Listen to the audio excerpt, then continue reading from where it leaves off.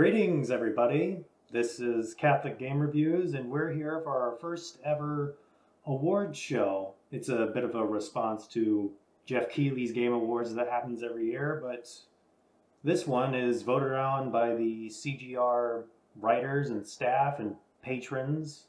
So it's arguably more of a voice of the people thing than the quote-unquote actual Game Awards. So I'm the good Homs. I was kind of the guy who organized this whole endeavor. And I have four other people with me. Guys, if you'd like to introduce yourselves. I'm Peace Ribbon. As you can probably tell, I'm the good Homs' brother. And I'm the one who puts out all of those obnoxious long reviews that I'm so glad everybody reads. Thank you very much for your support. I look forward to talking about the best of 2023. So if I'm Comax with NK, I review all the weird games like Bayonetta and other things that are probably a little bit of touchy subjects. But yeah, I mean, I also just review what I enjoy, honestly. So I am Cattoons. I founded the site, and these days I do some writing, I do some dev, do some thumbnail making, just with whatever time I have when I'm not doing math. Yeah, and I'm Spicy Food Hiccups. Excuse me.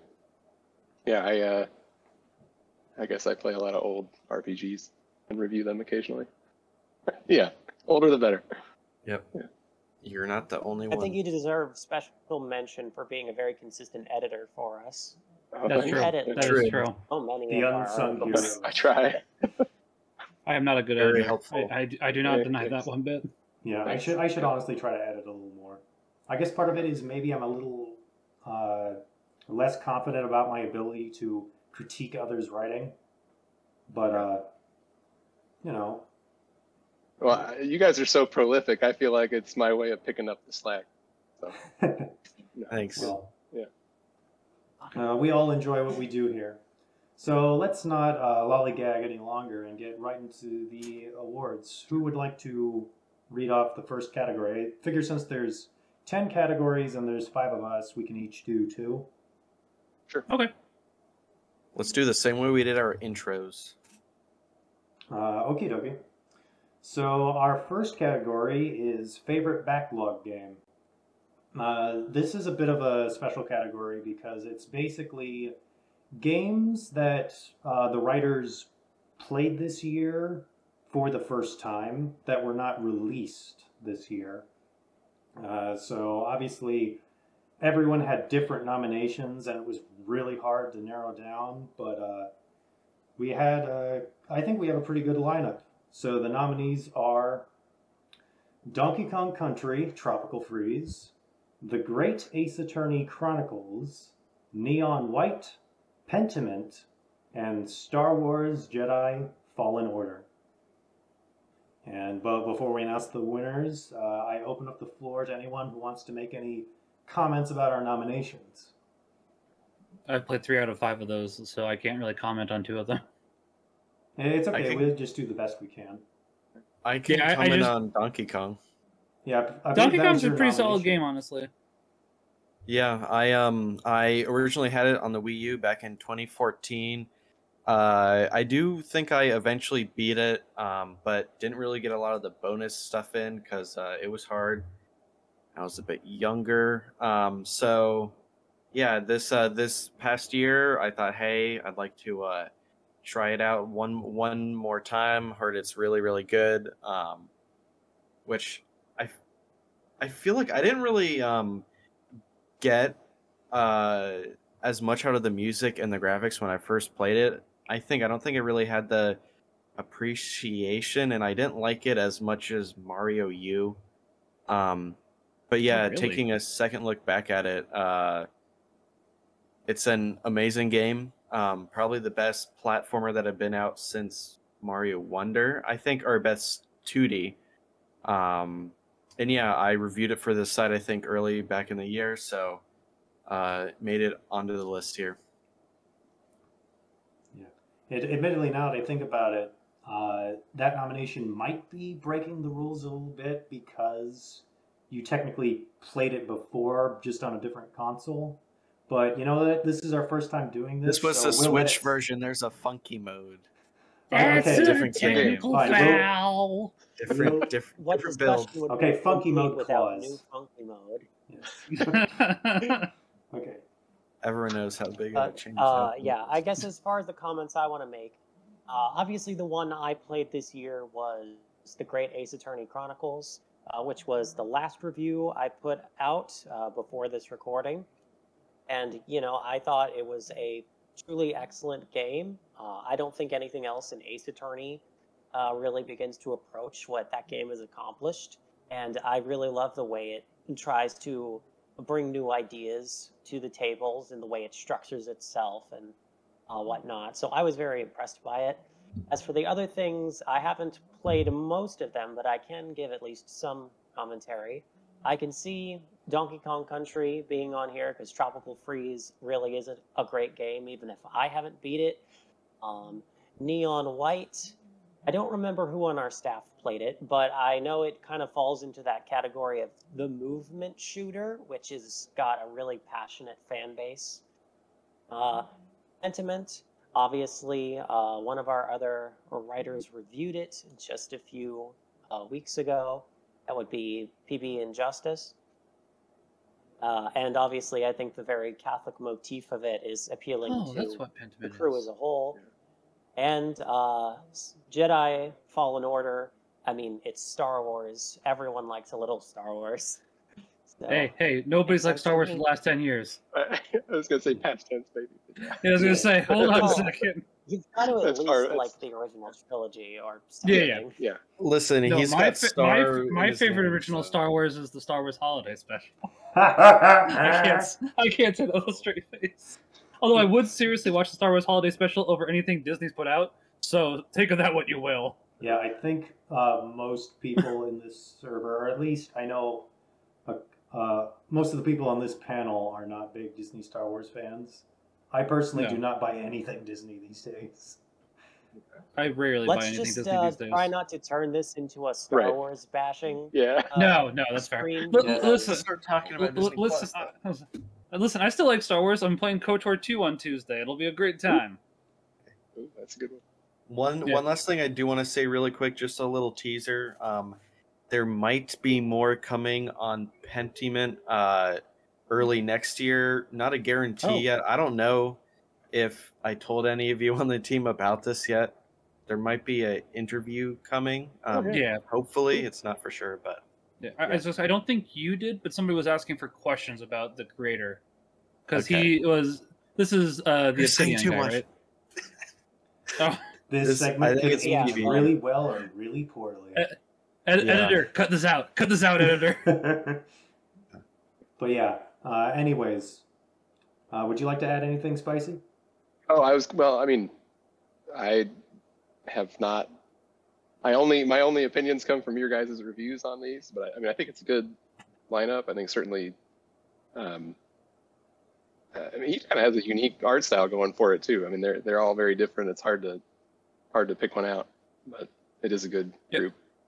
Yeah. Listen, I'm honestly, I forgot Pentiment existed, but I'm interested in it. I am interested in Neon White. I haven't played it yet. I could have sworn Neon White came out this year, though. Or I'm thinking of the Splatoon 3 Nintendo Direct, and that might be what happened, because I know that the vinyl for Neon White came out this year. But anyways, besides that, it is absolutely 2022. But aside from that, Star Wars Jedi Fallen Order, I still need to beat. I've enjoyed what I played of it. Donkey Kong Country Tropical Freeze. I'm in a kind of similar spot as Katoons. I have not done the original worlds. I've played through all of the original game. I liked it a lot. I definitely enjoyed it more than Mario U, and I actually liked Mario U. Great Ace Attorney Chronicles, I've been enjoying a lot. I still need to finish it. It's just my biggest problem is there's no time. And I'm going to do one tangent, but there's one thing the Great Ace Attorney Chronicles does not have, Peace. You don't get to defend a whale. I don't understand what that means, but I'm sure it's boy. funny. They do. I was like, they get it. DLC case in Ace Attorney 5, I believe, and Mhm. you defended an orca whale who was under suspicion of murder. Sounds Which awesome. would- Ace Attorney would- is just yeah. bonkers like that. Coincidentally, that's getting a re-release next year, so I Right. guess I'm playing the whale. Counterpoint: Ace Attorney 5 does not have Gina Lestrade. I rest my case. Or Herlock Sholmes. Yeah. Anyway, I have we've been not- on this for quite a bit. Yeah. All I'll say is Donkey Kong is a great game, and I haven't finished the Great Ace Attorney, but I love it so far, and I'm looking forward to It's finishing really it. good. And the winner for Best Backlog Game is Pentiment. That was my guess. Let's go. Yeah, and I guess I a knew little it. a little behind the scenes is this is one of those categories that needed a tiebreaker, which was between K-Max and Hoots, because they're both patrons as well as writers. So I gave them the privilege of doing tiebreakers.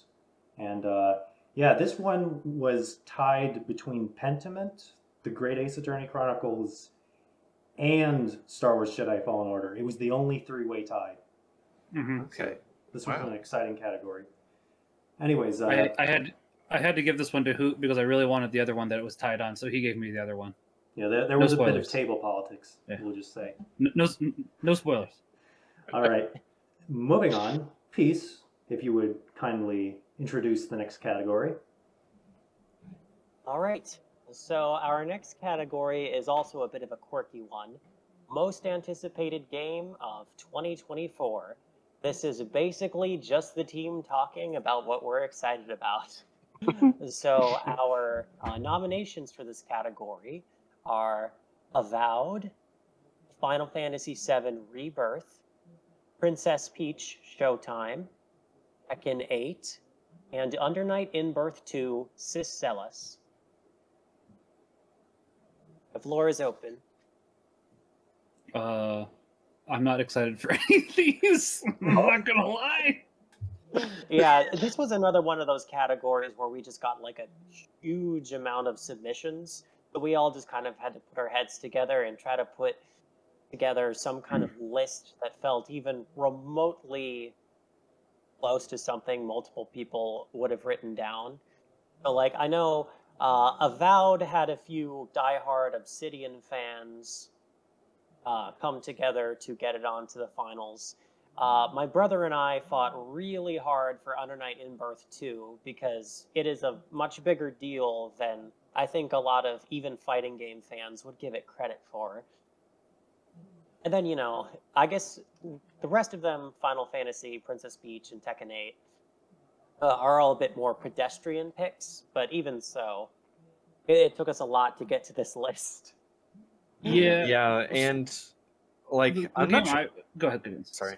I I don't think we realized at the start of this that this can be an issue with not always knowing exactly when games are going to come out.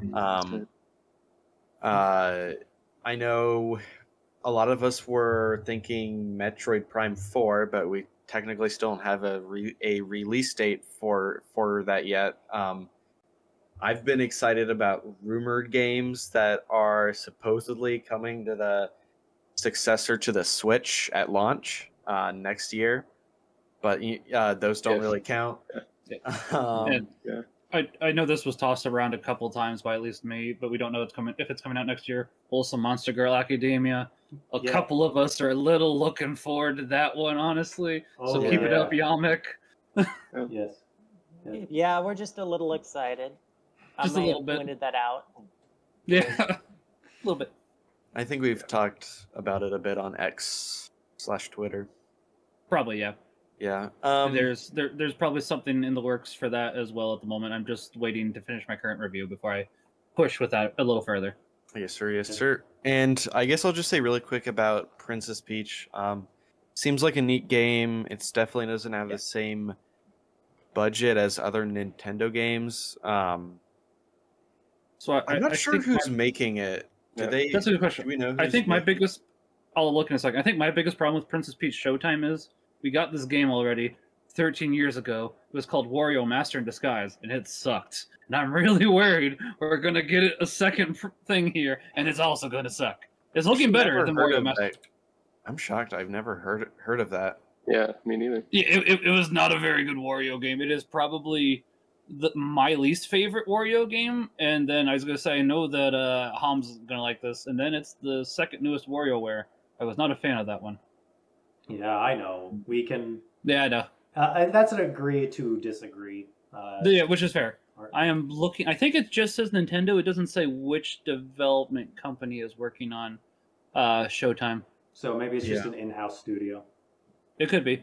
For I mean, what it it's does worth, seem- I It's really usually do- they keep those for like the bigger stuff, but maybe it's like a small team in house.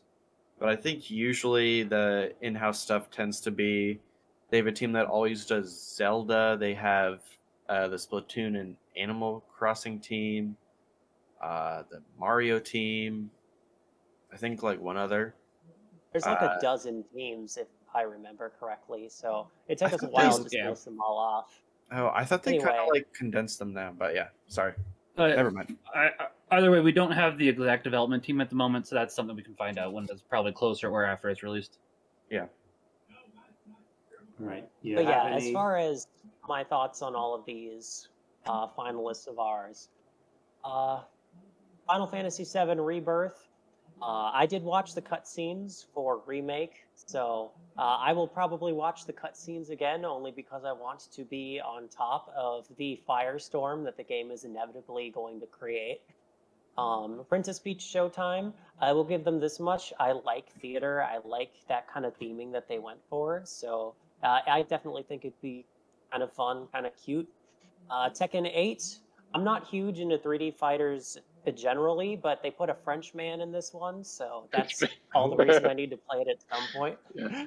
And then Yes. Under Night 2, as I mentioned, it's a small studio, but they're getting rollback netcode.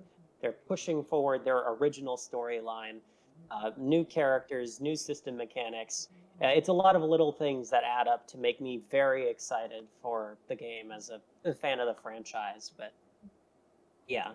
And then there's Avowed, which I honestly don't know that much about Obsidian, so I'm afraid I can't say much on it. But the fact that it's even on this list at all should speak to how excited some people on our team are.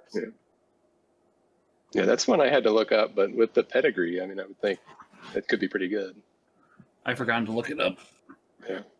I'll do that now. Yeah, I guess the only other game I really want to comment on is I'm not a big fan of Final Fantasy VII, so not surprised. I don't really happen to be looking forward to this, since I also think that the remake was not nearly as good as the original 7, and that's saying something. Yeah, but after you Yeah, last like I said, we're streamed, here for the firestorm. Yeah, yeah, but after you last streamed Final Fantasy VII, you walked away with it with a better opinion than you had oh yeah, historically. yeah. Like beforehand, I would have put it on par with Final Fantasy 13. Now I would put it on par with Final Fantasy 1, which I actually like Final Fantasy 1. That's not like a disservice to Final Fantasy 1. It's just, yeah, okay, this is pretty mid, but it's not like it's a bad game. Well, all right. I believe everyone's had a chance to say their piece. And the winner for most anticipated game of 2024 is Princess Peach Showtime. Oh, Wow. all right. Yeah. Not expecting listen, that, but I I've- think that's the Nintendo nerds. yeah. I'm I'm just agree hoping with it's that. better That's than all we got Wario for Master the of Switch. Disguise. Because that's what I was looking. Yeah. I was looking if I still have my copy of Wario Master of Disguise. I don't. I sold it. That's how bad it was. I don't sell games. I think probably people in the Catholic sphere are going to lean Nintendo just because they Yeah. are the family-friendly More, company. yeah, more or less associated out with of family friendly. first-party Yeah, companies anyway. yeah. Although considering some of the other games that we nominated, that's not entirely like it's not the what's the word? I forgot. It's okay. It's not their exclusive business. Let's just say that they have some higher rated. Yeah, we'll More play dark adult games when it games, yeah. interests us. Yeah. I'm not sure where my mind was blanking there. Anyways, moving on. K-Max, I believe you're up. Oh yeah, brother! Next up we have Best Ongoing DLC. We got ourselves a Diggy Diggy Hole with Deep Rock Galactic. Then we got ourselves a Halo shooter with the Halo Infinites. Next up, we got some Little Kart Racer with Mario Kart 8 Deluxe. Let's go! Arr, then if you want to go do some she shanties, you got yourselves a Sea of Thieves. Splatoon 3 noises here. I can't really. Good luck doing the Splatoon England 3 voice. noises here, guys. So yeah, that's the 5 games. Max just raised the bar, and I'm gonna have to try and match him. Hold on. Woo me. All right, we're good. We did it, boys. Yes. Woo me. Woo me. Ooh, what? So this is. Let's see. I want to say this is the first one where I really felt like I had some big wants for the winner here. Splatoon 3. Yeah, I think I've got over 200 hours in it. I've come back. I think right now I'm back playing it again for kind of like the third time within the last year. I have not touched it in a while. Sorry, I'm interrupting. Yeah, all good. Yeah, just the gameplay. I mean, it's different than anything I've ever found, and even though the content updates aren't quite as good as I think something like Fortnite has, it's just I don't know. The gameplay doesn't get old. Salmon Run is amazing. I think they recently just had a big run. I think it was I don't know, like a week and a half back. They had a new boss. Yeah, that was great. These Splatfests are always a fun time. And then Mario Kart 8. Oh my goodness, they went ham. Like already, 48 tracks for $25. It's a steal. And then this year, early in the year, they started adding characters, and then they added new custom options for items with games, and that was free. Was that last year for items or this year? I think it was this year. I could be wrong. Okay. Because it is hard to remember, because I think it's it is a welcome change. That's true. And Sean still won't disable lightning. He's wrong on his opinion on that. I think okay, dude. When you get a shock dodge, it's amazing, and they nerfed it too. You can't even dodge the lightning anymore unless without the You can do it with a bullet, a star. You can kind of do it in the cannon. Basically if you have invincibility. That's it. And with a ghost. Sorry. Anyway, that's there is a bit of politics here about the lightning. That's true. I will say this though. If it didn't make you drop your item, I'd be fine with it, but it does. But yeah, either way you put it, that is crazy value for a game like that. And even if you don't own the DLC, you can still play all the tracks online. So yeah, I mean it's just a win-win. They also added a jukebox that lets you play any music from any of the tracks, and I think you can do it with the screen off too. Which is I have actually used the Smash Bros playlist stuff when I've been doing my studies, and yeah, I mean it's great, such a good value. And the first time I remember Nintendo doing that was Xenoblade Chronicles on the 3DS. I don't know if they did it before that, so I'd be curious about that. I don't know. I do wish they would just put their soundtracks out on CDs or iTunes or something, please. No. Vinyl. Release it on vinyl, Nintendo. Yeah. Pokemon does do. I do think they do it for Pokemon, although I think it might be on CDs. I know they're putting out the Scarlet and Violet soundtrack in Japan only. Yeah, I'm tired of that too, because they also did. I know this was 10 years ago now, but Super Mario 3D World also got a release in Japan only. It's like, come on, guys. Anyway, that's a tangent, so we should probably get back to some of the other games there. Any of you guys have any thoughts? I'm enjoying all of them for the most. Like they all have really good DLC. Honestly, I think out of all of them, Halo Infinite's probably the weakest. Not like because it's bad; it just seems to be the most drip fed. Even Deep Rock Galactic, which is an indie game, seems to get DLC out faster and more frequently than Halo Infinite. And Deep Rock Galactic has, ever since it came out, it's released its DLC for free. Every time. The only thing that they charge for is if you want extra cosmetics. That's all they charge for, and they've never charged once for anything else. I love Deep Rock Galactic. I am a very big Rockin' Stone brother. Did I hear a rockin' stone? Rockin' Stone, Carl. For Carl. For Carl. This as you can. This As is you the can one tell- with the memes, right? With the, Oh, This is yeah. the one with the memes and the great gameplay. yeah. I haven't played So it, do- but I've seen it in the Let's- memes. I'd fully recommend it. Deep Rock Galactic is fantastic. As Katunes was saying, Mario Kart 8 Deluxe is great. To give him a little more credit on that as well, if you have the multiplayer plus, not plus, you also get the DLC Expansion for free. pack? So, yeah, you get it included, I should say. Included, but you don't get to keep it, so don't like buy it for a month. That's true. And think you're going to get to keep it because you don't. That's It's true. Only when That's you true. have it. Kind of like with PlayStation Plus, where they give you all these games, but if you stop doing PlayStation Plus, you lose them. Yeah. Sea of Thieves is a pretty good one. They released a lot of content there. Splatoon 3 is also pretty good. But, yeah, there's one that I definitely have my eye on. Same. You've been a little quiet, Spicy. Would you like to add Oh, anything? sorry. Sure. Yeah. I mean, Mario Kart is kind of the one that I'm eyeing here. It's just been fun to kind of have it, periodically update. It was a big surprise, at least to me. I don't know if it was to you guys that they would be getting more tracks, but It was. Yeah. yeah, just the kids we've had fun just coming back to it, checking out the new cups, turning off blue shells. It's been great. Honestly, I think most of us expected Mario Kart 9 and add more DLC for Mario Kart 8. But with how well Mario Kart 8 is sold, it does make sense.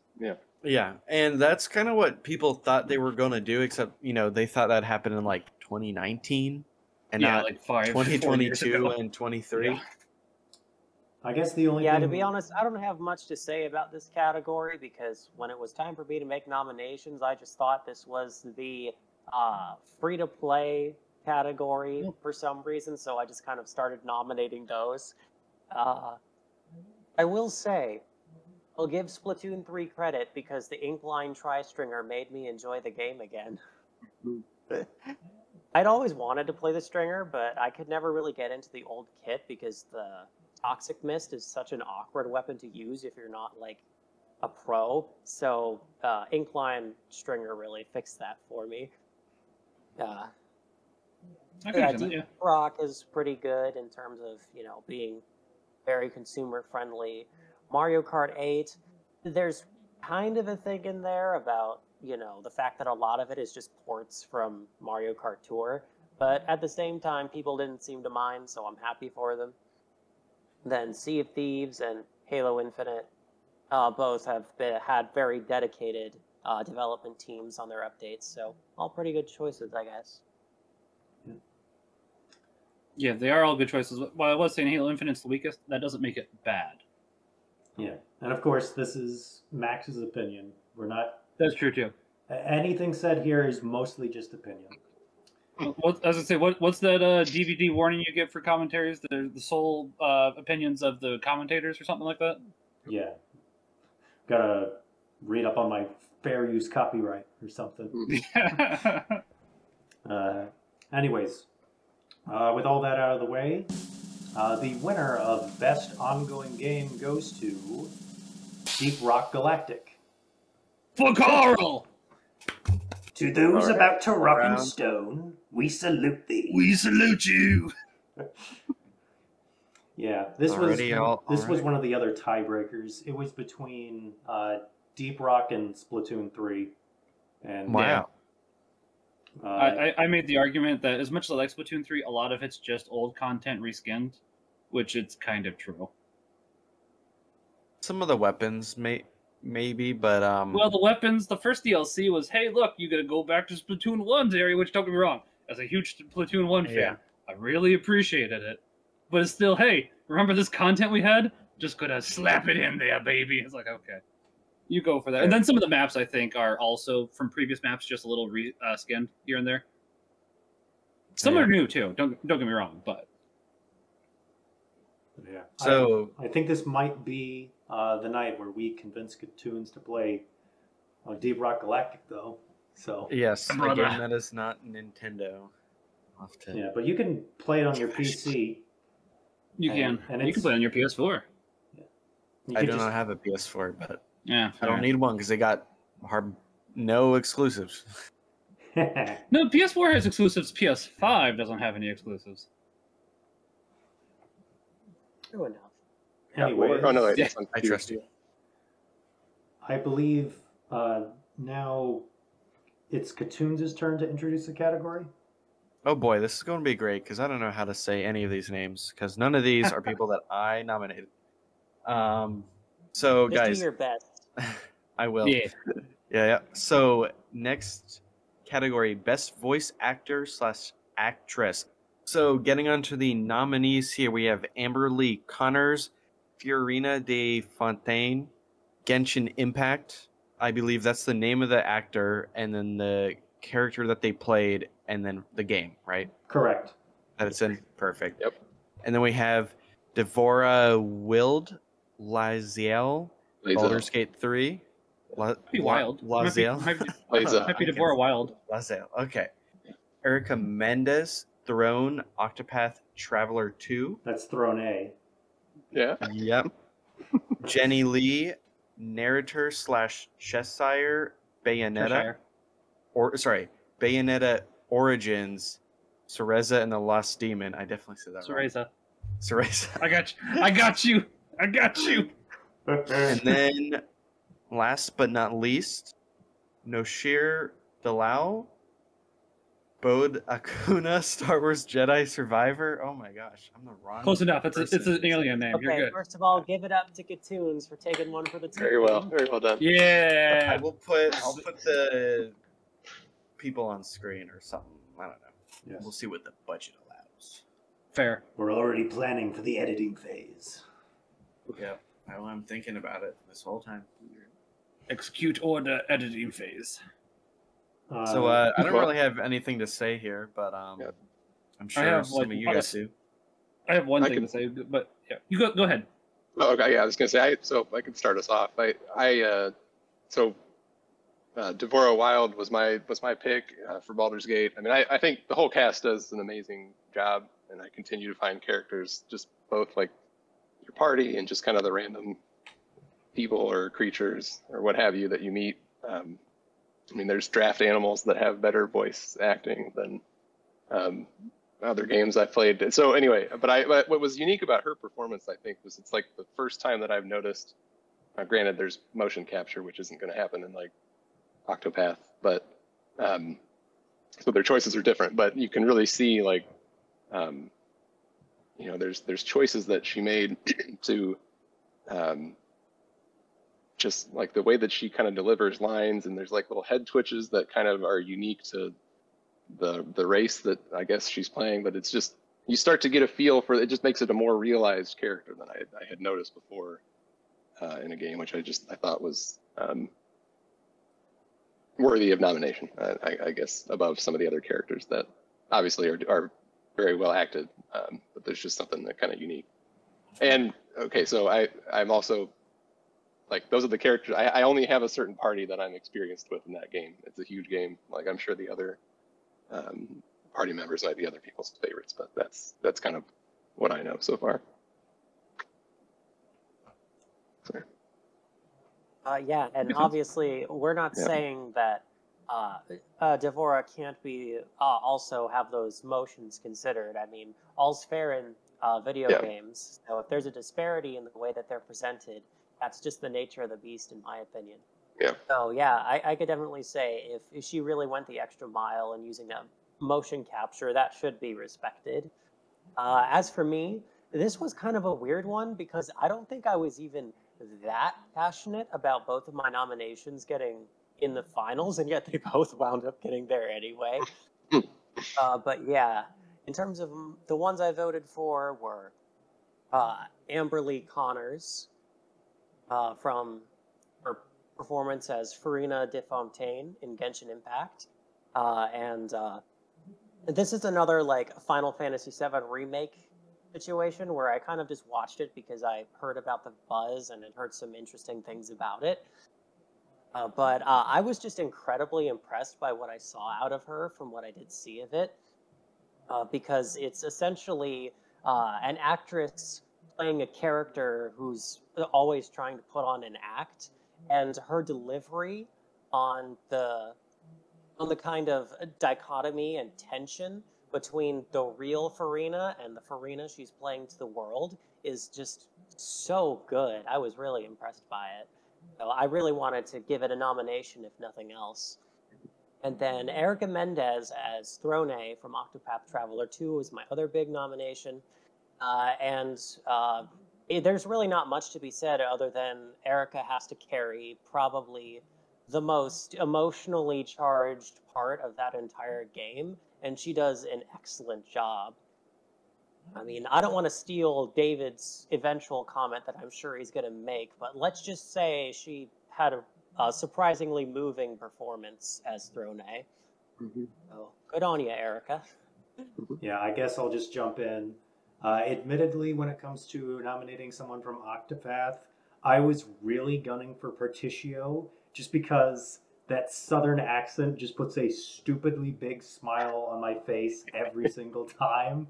But ultimately, I did relent to the group's desire to nominate Throne instead, and I completely understand.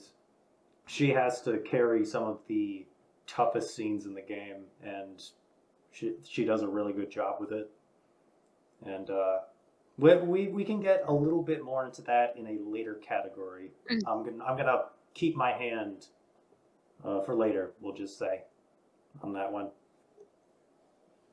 And I, the one who nominated Jenny Lee for Bayonetta Origins. Honestly, if you're gonna play any Bayonetta game and you're unsure about it, I'd recommend this one. There's still some problems theologically wise because it's a Bayonetta game, but it's a lot less provocative because it's rated T instead of M, so that helps it a lot. And it's the other problem. This is getting off topic actually, but basically the reason why I wanted to nominate her is just because the way that she did it, because she's the narrator / Cheshire, and those are two major characters. So obviously she's just giving her typical voice as she's reading the narration. But then when she gets into Cheshire, she tries to make it big and scary, like she's reading to her granddaughter. So she's, just going into it and having a good time with it is just something that's absolutely cute and adorable. It's like, okay, I really like this just because it's like, they could have gotten another voice actor instead to sound like Cheshire, but instead it's like, nah, we're just going to go with this and roll with it. And it worked perfectly. And I loved it. And it really added to it since it's meant to feel like a storybook anyways. So they really did try to push it in a lot of ways. And I did appreciate that a lot. Alrighty then. Thank you everyone for your comments. And the winner for Best Voice Actor or Actress goes to Deborah Wild. Yay! All right. One day I'll play Baldur's Gate 3 when it's $20.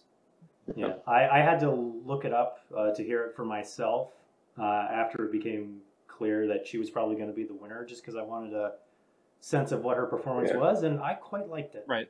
Yep. Anyways, Spicy, please introduce the next category. Sure. All right. So next we've got Best Independent Game. It's a pretty self-explanatory category, so we'll just go ahead and hit the nominees. We've got Astral Ascent, Rotato, Omega Strikers, Pizza Tower, and Sea of Stars. I'll open the floor. Thank you very much. So this is definitely one of the categories that ultimately ended up getting a little bit dominated by what we like to call the Homs Peace voting block. Because while technically we consider ourselves, two different people, the fact that we literally live 2 doors away from each other means that obviously we play a lot of the same stuff. So if there's a bit of weirdly specific things in some of the categories, it's probably because of us. In terms of independent games, my first big vote was for Astral Ascent. I'd actually been following this game since its debut in early access at the recommendation of a friend.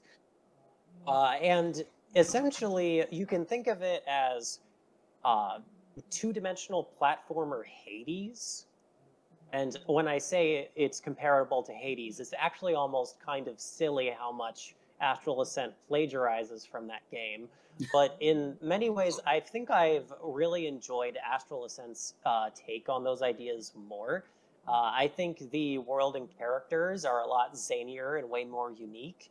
And I think the way you accrue power while going through the roguelike portion of the game is much more decision making heavy, and there's a lot of things you have to weigh in on whether or not you're going to bet on with your future rooms and whatnot. And I just think it was a very engaging experience. I've still got plenty of endings to go back and chase, and I'm going to enjoy it a lot because getting to the ending for the first time was very satisfying. And then let's see, Rotato.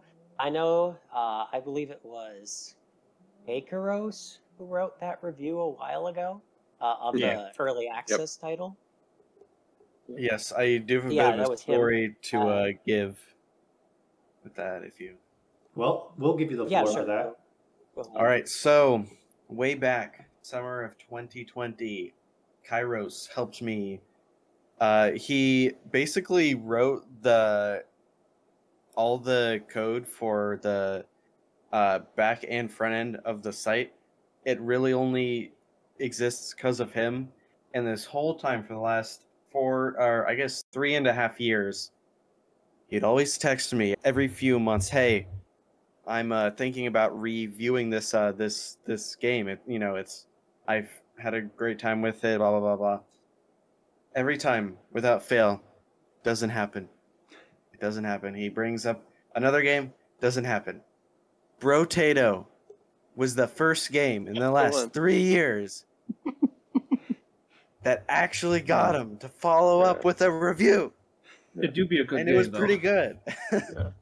So I've not played it, but I think that tells me something about this man. Now, it's fine that he didn't write anything else over the last few years. He's not under any obligation to, but I think it just says that this game, it's probably a bit different than the other ones that have been out, and I think he even went back and updated some things after they had a version 1.01 patch. So probably, and some props.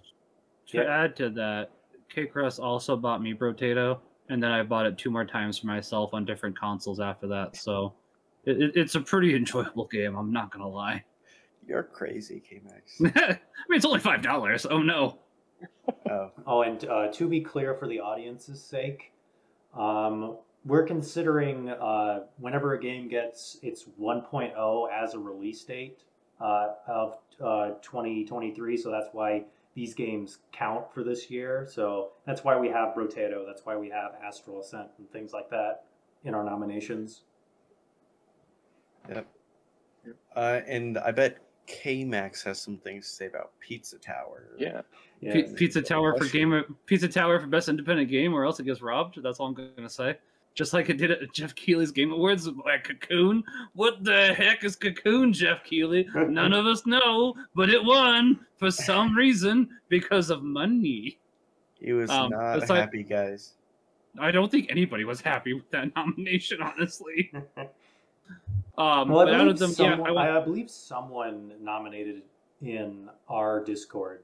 Really? One of the writers actually did nominate it. Okay. All right. One person wanted to win. But yeah, out of these, Astral Ascent, I do want to play now off after Peace's description about it. Brotato, as I was saying earlier, I really do like. I think that's a really swell game. I was not at all impressed by Mega Strikers, and considering what I've seen on their update page and how they're apparently losing players left and right, it seems that's a popular opinion. Pizza Tower, yeah, I want Pizza Tower to win. And Sea of Stars, I do want to play because I've heard it's really good. I still need to finish The Messenger. I'm on the later part of the game. I don't want to spoil it for anybody that hasn't played it before. But I'm on the later part of the game, so I do want to get back to it, and then I'll play Sea of Stars since they are related. Right. And I guess I'll throw in my 2 cents on a few things. Specifically, on Astral Ascent, I'm going to back up Peace.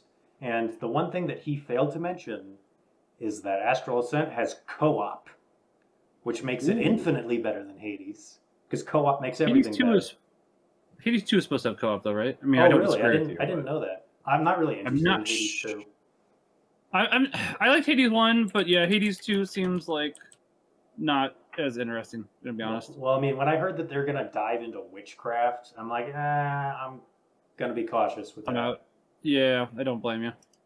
And, I mean, my problem is that they're going immediately into Hades 2 instead of flooring us with another Supergiant original. Yeah, which they've done every time up until Hades 2. Honestly. Yeah, you phrased it better than I was trying to. I was trying to figure out how to phrase it. That's exactly my problem with it too. Yeah, and I'll just say this on a similar note. The reason why I nominated Omega Strikers, and I'm pretty sure Peace did as well, is that we got into it a little bit later than everyone else. We didn't jump on the bandwagon right as it came out, but me and Peace had so much fun playing it together. We had a blast. So there might be a little bit of recency bias behind that one, but I still stand by it. I probably jumped on it in the wrong month, honestly, because I think it was June, which was not the ideal time. Yeah, there are things that happen in June that might sour the experience. Yeah. Just sorry to answer your question. This is another one of those where I'm leaning on you guys. I haven't had a chance to play any of these yet, although based on what you're saying about Astral Ascent, that's probably one I'd be interested in looking at, and same with Sea of Stars. I don't know that Pizza Tower is for me, but I get why people like it. I was realizing I probably should actually describe what Pizza Tower is, because it's like, yeah, I said it's good, but didn't say what it actually was. It's like, oh, good job. So the reason I really wanted Pizza Tower is we haven't gotten a Wario Land game in doggone 15 years. I forgot about Shake It. Pizza Tower basically is Wario Land, but not by Nintendo. And it's like, oh yes, slap that on me, baby. I've been craving some Wario Land. Give that to me. I think it even says, like, in their Steam description that it's kind of like a Wario Land inspired game. Yeah, so it's very clear about what it wants to be. It is, and the music is very Wario Land 4, and I love the music in Wario Land 4. And the gameplay. There's some things that I think it doesn't control as good for Wario Land, but it's not. It might just be me too used to the Wario Land controls and needing to play more Pizza Tower. That's entirely a possibility, honestly. Based in Wario Pilled. Wario! All right, then. And the winner of Best Independent Game goes to Sea of Stars. Okay, that's acceptable. Yeah. I will say this for you, K-Max. Not Cocoon. It was Sea of Stars was tied with Pizza Tower for the longest time. And then right at the end, I'm pretty sure it was Father Mike gave Sea of Stars the edge. Ooh! So don't go after me, go after him. We're gonna have to have a little chat. We're gonna have to have words, Father Mike. I know you like Golden Sun, but where's the Pizza Tower, love? We're gonna get slappy here. Just a little bit of a plug. We did review that game, so I'll put a link down in the descriptiones, and if you guys want to check out what it's all about, go read our review. I think it's by. That's another one by PB&J. Or Sea of Stars. Yeah. That was PB&J. Okay, that's it. I have been meaning to review Pizza Tower, but I had Bayonetta Origins and then Tears of the Kingdom and my secret project I'm working on at the moment. So yes. There's been no time sometimes. Yeah, we should probably. And Bayonetta 3 before that. Yeah, we should probably put in as many review plugs as we can in this description. To be honest. That's true. That's a good idea. Yeah, I did review Bayonetta Origins too. We kind of forgot about that. Yeah, but everything that's nominated here that we reviewed, I'll put in that's a good idea, description. Yeah, good times. Anyways, moving on to the next category, which is Best Music. And because I don't want to be outdone by K-Max, I shall do it in song. The nominees are Hi-Fi Rush, The Legend of Zelda, Tears of the Kingdom, Octopath Traveler 2, Pizza Tower, and Super Mario Brothers Wonder. Oh boy. It's so funny. I can't. Your mics don't pick up when you clap, so it's just silent after. It's Oh yeah. Oh, I'm not It's a clapping on golf purpose. clap. I'm just doing the silent. Yeah, I'm doing a golf clap. That Oh. way the mics don't pick it up. I've been Yeah, I've that's been kind of the point. I was gonna say, I think we all are. I've been making noise. I have not. Fair. I don't mind it. I don't know if mine picks it up though. But yeah, great way to intro those. I do not have the confidence to do such a thing, but Well, I sing in guess the I'll- choir loft every Sunday, so. yeah, there you go. But yeah. I guess I'll kick it off with Super Mario Bros. Wonder, just because I really want to talk about it. Koji Kondo's a legend. He's making good music back in the Super Mario World days for like 1990s. I don't remember if he worked in the first one or not. He might have. He's a legend that's been around forever, and say knocked it out of the park once more with Mario Wonder. Plus, oh my gosh, the stages that have the songs with lyrics, and you got the Piranha Plants one that everyone knows, but you also got the King Boo and the Ninja dance parties. Those are like some of the peak. You got the secret one too.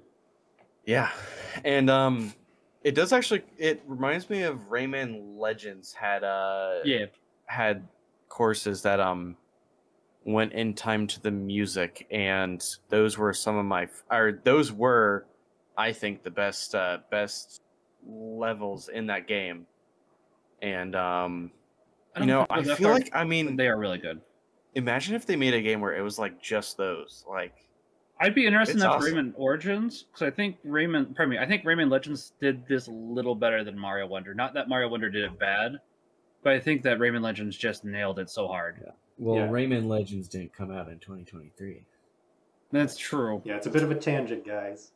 But yes, I'm gonna go ahead. It I'm gonna practically take the turns DeLorean the and game make it. into yeah, but it basically turns it into like a rhythm game, and that's really cool. Yeah. oh, and Legend of Zelda. Shout out to the music when you battle the constructs, and pretty much anything that you hear when you're in a town. Also, awesome stuff. I do like the town music, but I was just a little hesitant because that since it's basically just remixes of previous versions of the songs, which I really appreciated hearing. Don't get me wrong, especially when you were in the Bird Village, who I cannot remember. Rito Village, Rito. there we go. Yeah, it's like, oh, baby, that one slaps. But it's still like, this is just the same songs as before, guys. Really good, don't get me wrong, but it's like, I've heard it before. Yeah. Maybe it's Fair. nitpicking too much. Yeah, I believe it was PB Injustice that went to bat for Zelda, and his big clincher was the songs at the end of the game. Like, Yeah. The problem, I haven't gotten there yet. I'm only Oh, 105 yeah. hours in. That's more than I did for my Always review. I knew I off. had to cut it off at some 5 point, though. hours. I think I hit 90. Yeah, I wanna go back to- I wanna go finish back. up soon, but I want to go back. Did you have something to say, Spicy? Oh no, I was just agreeing. I have not. I don't know. To me, I don't know that I like the Tears of the Kingdom or Breath of the Wild soundtracks as much as some of the older Zelda games, where it's I'd more agree with that. just more a part of it. I think it Less fits subtle. what the game is trying to do. But yeah, it's so much Less more subtle. atmospheric. Yeah. Right. yeah. And Tears of the Kingdom and Breath of the Wild goes for more atmospheric, whereas the others are a lot more noticeable, and I can understand that take on it. Yeah.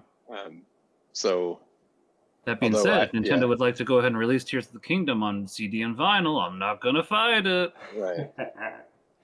Come on, So, yeah, I think- guys. I mean, they're all. Sorry. Sorry, no. Oh no, just because all these are they're so like kind of like it's a difficult category to pick. I think for me, Octopath Traveler 2 is kind of where that's my sweet spot. But they're all. I'm sure they're all excellent. Yeah, Yeah, so I I'm do- gonna go ahead and say my pleasantries now before I go insane. But obviously, first of all, Hi-Fi Rush. Obviously, I do think this comes with the caveat that it is a little bit better if you do it with the streamer mode music, because I like getting to hear like the original pieces that they composed for that game. But even then, like the soundtrack as a whole, being so meticulously tuned to match up to the gameplay on screen, I think is a really impressive feat. Obviously, that makes it more subdued than you might think for a rock and roll game, but in practice, it's still some pretty great stuff across the board. Tears of the Kingdom, I think enough has been said about. Super Mario Bros. Wonder. I'll just go ahead and say that, you know, King Boo is peak, and any other opinion is wrong. I haven't listened to too much of Pizza Tower, but I mean, everyone's heard the song of him like rushing back to the entrance, right? And you know that one is legitimately quite a banger. But then, oh boy, Octopath Traveler 2. The rumor is that the soundtrack is going to come out at the game's 1-year anniversary, so basically sometime in February, I think. And it better be true, because that is already up for pre-order on the Square Enix store. I've checked. Oh, good. Is a Because just so you know. I am tired of waiting. I need it on iTunes right now. I will literally do a giveaway of a second copy for this website. It is that good. This music needs to be shared. If you have not listened to Yasunori Nishiki's masterpiece, please go listen to literally any of it on YouTube. It is amazing. Yeah, I'll back up. Not a bad song in that entire OST. Yeah, I'll back up piece on that one. Octopath has so many incredible pieces, especially in comparison with the first game, because the first game has a great soundtrack as well, but I would describe it as it's a video game soundtrack that's played on an orchestra. Octopath Traveler 2 is a soundtrack written for an orchestra, and the difference is incredible. The music has so many layers, and like P said, there's hardly a bad song on it. At least I can't think of one. And also, I'll also say on Hi-Fi Rush, I actually am more extreme than Peace on that one, because I think streamer mode is the only way to play Hi-Fi Rush. I don't really like what they chose for the licensed tracks, unfortunately. I tried it. I tried really hard to do it, but the song for the second boss fight name drops a politician, and that completely breaks my immersion. So it's like, okay, I'm out. Give me the original tracks. I don't like this licensed stuff. Okay, so it looks like I was slightly wrong. It looks like it's Break and Boost, which is some tracks from Octopath Traveler 2, but not all of them. So hopefully they will do a full sound. Yeah. Because hopefully they will do it. If I'm reading this correctly, because I'm looking at it, it's Octopath Traveler Arrangements Break and Boost Volume 2, a compilation of music arrangements of the best tracks from the Octopath Traveler series, which means not just 2, probably. So it's like, give full soundtrack release, please. Yes, thank you. I guess I should probably go over the music myself since I haven't yet. Hi-Fi Rush. This has nothing to do with the music, but there's a Xenoblade reference that makes me interested enough. I do want to hear the music. Legend of Zelda: Tears of the Kingdom. Already talked about that one. It is enjoyable. It's just atmospheric, which is real. It really depends on your mood, I'd say, for atmospheric ones, and we'll get to mood in a second. Octopath Traveler 2, I've picked it up. I'm waiting to play it in the new year, so that'll be prepare to see that for best backlog game for next year. Pizza Tower, I would also say is pretty atmospheric. I listen to it along with a couple other songs when I'm doing running, so it's great for exercise, but I don't know how much it would work out. It's also great for driving, but I don't know if that's a good thing for driving. So that's the slight downside here. Hey, and you're then Super Mario Brothers to a Wonder. guy who listens to Sabaton while he's driving. Fair. Super Mario Brothers Wonder. It's also enjoyable. Yeah, I like it. Yeah, the more I think about it, I do really like Super Mario Brothers Wonder music. It's just been a while since I played it now, like a month since I beat it. So it's like, okay, I had to think about it a little bit more. So. Alrighty then. I believe everyone has had a chance to say their piece. So without further ado, the winner of Best Music is Octopath Traveler 2. Interesting. Octopath sweep. Yeah, Peace was very excited about this one, so That's awesome. he got his wish. Congrats! And it seems that This was is all I that wanted Thorin from the has Game entered the Awards was an stream. Octopath 2 Yeah, nomination. Thorin. Hello, Thorin. This is a kitty stream now. We're done with It the is. Game Awards. Yep. No more Game Awards, just cat. We are the cat holic game reviews. Yeah, yeah. This is the Cataholic. he's invaded just about Cataholic. everything we've yeah. ever posted with you in it. I think that's true too. think He so. likes to come. Yeah, he likes to come along and be like, "Hey, what's going on?" Okay, bye.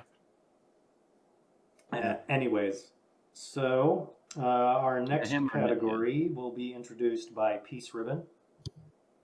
Yep. And this one is the Best Art category, which in some sense can also be seen as Best Graphics, but art is a nicer title.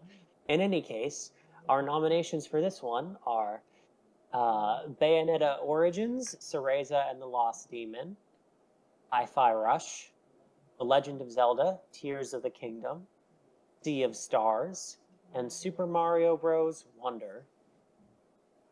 So I'll be honest, I don't think I pushed enough for Bayonetta Origins when I suggested it, and I'm realizing that now. For the art, because as I said earlier, it basically is a storybook, and just like how pretty it looks is amazing, and the colors, and just like some of the transitions and stuff. And I probably should have brought up that this is the same team that made like Okami and Beautiful Joe and some of the other really artsy fartsy PS2 games that came out.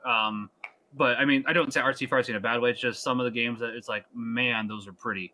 I probably should have brought that up when I brought up Long Bayonetta Origins, because I'll be honest, pretty is not exactly what you think of when you think of Bayonetta. Maybe like the lady's pretty, but aside from that, you don't think, hey, this game's pretty. It can be graphically appealing. I don't disagree with that, but it's like you don't really think pretty. Whereas Bayonetta Origins, as I said, it really nails that storybook look, and it's somewhat similar to Okami if you've seen that one. So I probably should have pushed for this one a little more, honestly, and I just now realized I was pushing for the voice actress angle, and I should probably push for art. Yeah, I'd agree. I think if more people in the server knew that during the voting process, you probably would have gotten a few more votes for sure. Yeah, that was my fault. It's like, yeah, I pushed the wrong angle here. Well, I can't remember which one I voted for on this one, oddly enough, but I think I might have voted for Bayonetta, so it worked on me. Yo. Yeah, let's go. But yeah, I love the forced perspective storybook. Yeah. It's a really, really pretty game. Although It really is. Although, speaking of isometric perspectives, something like Sea of Stars is also clearly a contender because of the hand-drawn pixel animations. It was really smooth. Yeah. Well, I know exactly the one that I voted for. Super Mario Bros. Wonder. Yeah. Holy cow. I think the way I described it in my review was, so like, you guys know when there's promo art or like a animation for a game, right? And it's not like the actual graphics of the game, but it's something like what you might see on the box, right? Yeah. So for like Mario CGR, U, right? When you open up the game, you see, or I don't think this is in the Switch version, but on the Wii U, you'd see a really cool screen that has bosses and enemies and stuff, and they're all rendered in a pretty cool style. And then you get to the game, and it's like, oh, this doesn't look quite as good. Mario Wonder looks like those screens. It looks like that art. The whole time I played it, from the start to the end, it was just, oh my gosh. I know it's a 2D game, but I seriously think it's in the run for the best looking game I've ever played on the Switch. And then, yeah, I mean, just with the animations too, right? I mean, they're. Oh yeah, they Weren't you add pointing that out? so much personality animation to is- animation. they more than, in an interview, they said they more than doubled the number of animations. The characters also have more like joints where they can make them move so they're not as stiff.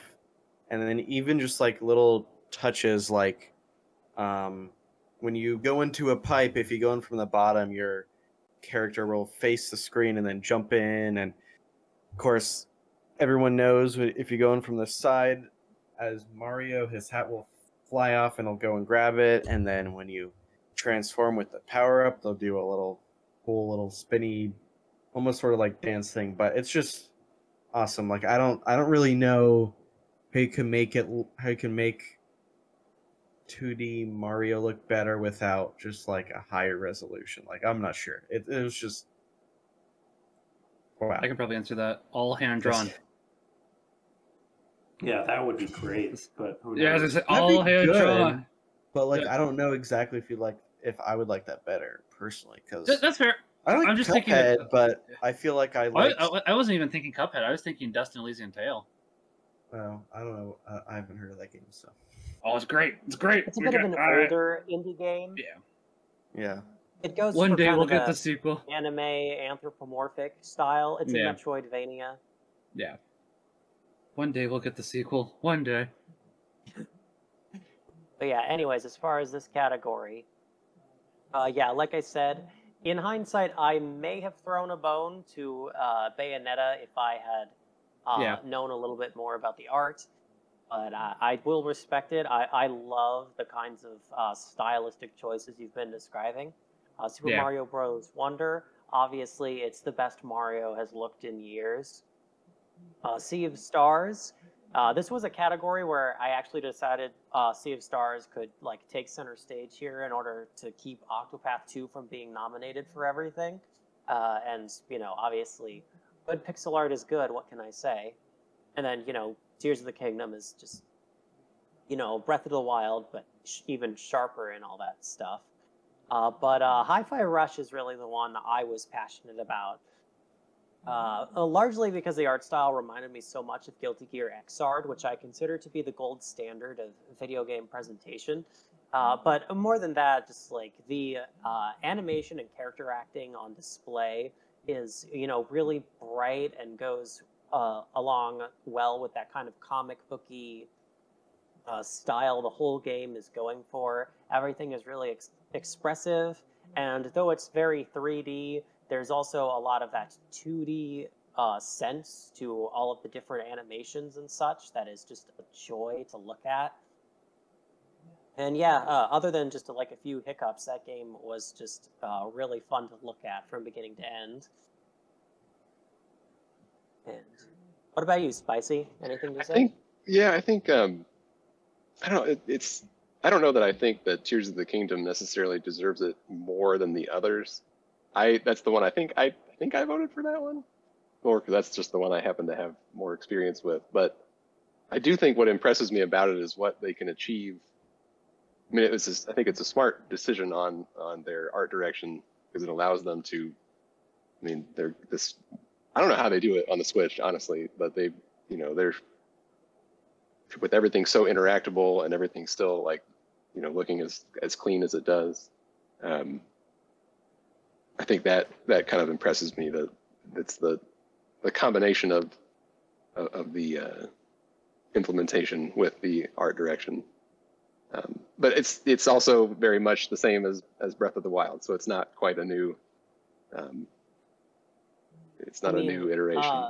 Tears of the Kingdom and whatnot. I believe most of the Zelda games have been relying a lot on cell shading, right? I mean, the ones that are like Wind Waker-esque, maybe. Yeah, but like Wind Waker has that. Yeah. But I'm not sure. I think some of the DS games, I think like Spirit Tracks might have also had some cell shading, but Yeah, Phantom Hourglass I don't probably think too. Skyward Sword had that. Yeah, Skyward Sword it was more impressionism. painterly. Yeah. Yeah, Yeah. it's true. It's more paint. Nor Twilight Princess or the N64 Twilight Princess was games. grim dark. As I say, Twilight Princess was the dark one. I mean, it was Um, cool, but it was very dark. Yeah, I do understand what you guys mean about it kind of being like Breath of the Wild in that regard, but also remember that Breath of the Wild is a really huge bar in itself. And it's a Wii U game. Yeah, GameX loves to point that out in some really small ways. I think having the islands in the sky just make, Yeah. I don't know, it's just cool, and you get some better shots with that. And if you're up in the sky, like in the morning or at evening, the sun's really pretty, especially on a OLED screen. So yeah, I'd Speaking of say. violence in the sky, where's my Skies of Arcadia re-release Sega? Sorry, Cartoons, Oh go my ahead. gosh, guys! He just Every couldn't time. resist. Every time. He's always talking about that so much. Yeah, well, I don't really think I have anything to say past that, but yeah. Alrighty then. It sounds like everyone has given each game a good showing. So the winner for best art goes to Hi-Fi Rush. So congratulations, Pesa. The group agrees with you again. Yeah, because I would like to remind everyone in the audience that this was our whole server voting on this stuff. It wasn't just us five. Yeah. Yes. That's true. I was busy with a wedding that weekend, so I did not have much time to describe anything. Yeah, we had Not my writers, we had some of our priests, we had patrons. Yeah. If you want to vote and things like this, but Yeah, we'll do this. potentially if we do this more, be a patron. Thanks. I think we should do this again next year. I think this is good. Yeah. And now that we have the experience from this year, next year will go much more smoothly. Because we certainly going had some more hiccups. Hey, we're still in the process of getting Yeah. the experience because we still got That's like true. 3 categories to go. That's true. Listen, it's already Still going more gotta edit smoothly than this. Jeff Keighley's Game Awards because of the fact that we're actually talking about the games instead of not. So that's a pretty big step. Yeah. Except for the There's cat zero tangent, of Muppets course. in this Yeah. one. Although I know some people like Muppets, I don't know.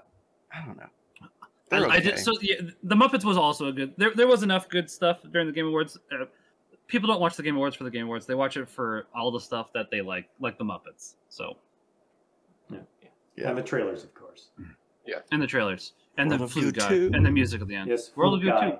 Flute Guy won. Flute guy won. Yes. Anyways, KMX, I believe it is your turn to introduce the category. Let me weave you a tale of the best story here. We have Baldur's Gate 3, who I don't really know much about, my dear. Then we have Bayonetta Origins, which is a coming of age. Don't let the bad theology fool you away. It's got friendship and brave.